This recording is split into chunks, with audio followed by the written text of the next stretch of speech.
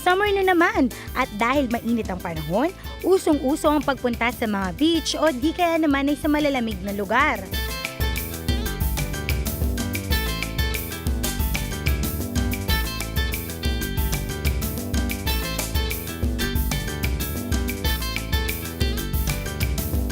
Hindi lang yan, maging ang mga malalamig na pagkain, ina-ina rin. Pangunahin na ngang hinahanap tuwing summer ang halo-halo, fruit juices and shake, scramble at frozen yogurt.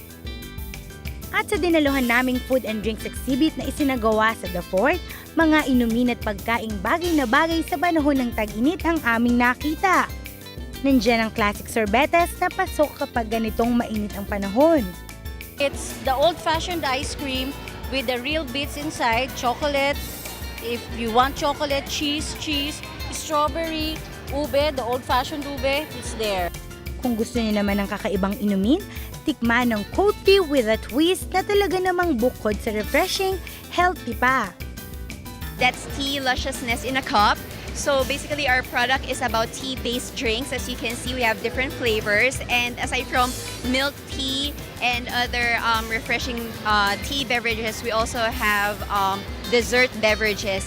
And that's gonna include the barley, winter melon barley, and the coffee loco. Kasing kukulay naman ng mga inumin ito ang French macarons. At talaga nga namang bagong-bago sa ating panlasa. Bukod sa matamis, malamig pa. Okay, our products are called French macarons. These are French pastries. It's basically made out of almond. It's ground almonds, meringue,